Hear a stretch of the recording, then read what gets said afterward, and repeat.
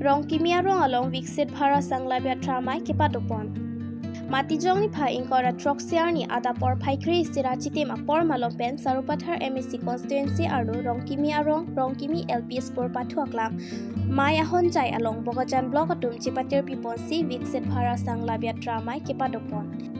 Bangso Viksit Bharat Sanglabia Tramai along department mati saikam trokatum nang chitong dun si rata phano nang kili chilang arni kopi koson pensi sayamo ki claim ke dampen ason rata phan ke pali pon thunang chima lapen kopi pia son si rata phan ke pali pon tangloma lapen kopi pia son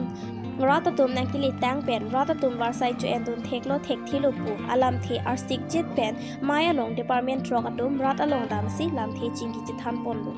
Bangso Viksit Bharat Sanglabia Tramai along nang chetong dun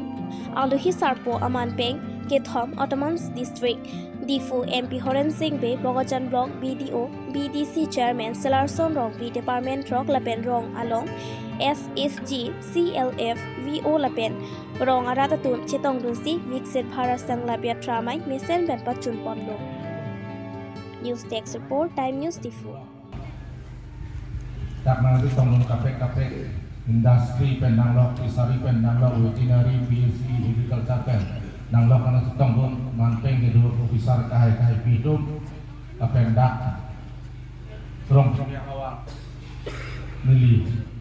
kacing hon ningkang sam kote inggil dan hak thot ninga klong pen kadom pagi pula nasi bakso mereka cengpen itu han.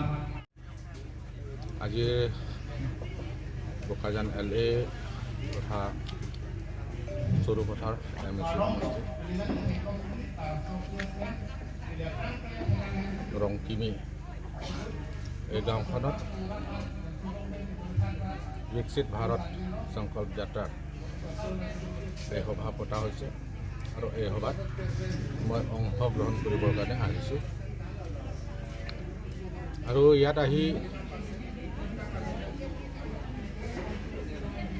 মোৰ অনুভৱ ইমানে ভাল লাগিছে কিয়নো আজি মই প্ৰথমবাৰৰ কাৰণে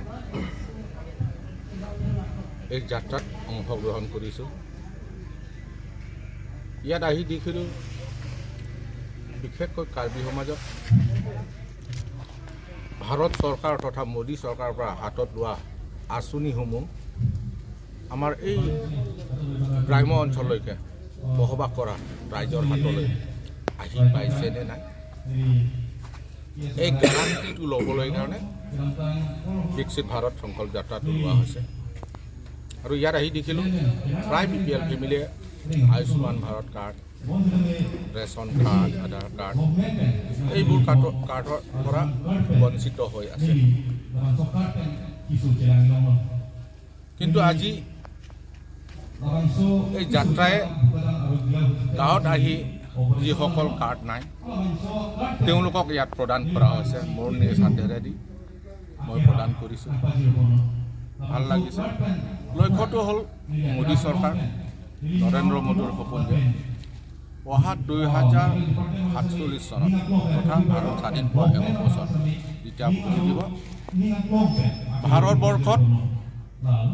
কোনো সমাজত যাতে BPL ফেমিলি নাথাকে সেই লক্ষ্যৰে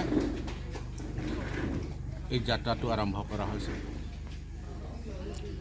আৰু বৰ্তমান যিটো দেখিছোঁ এই সভাত যিমান ডিপাৰ্টমেণ্ট আছে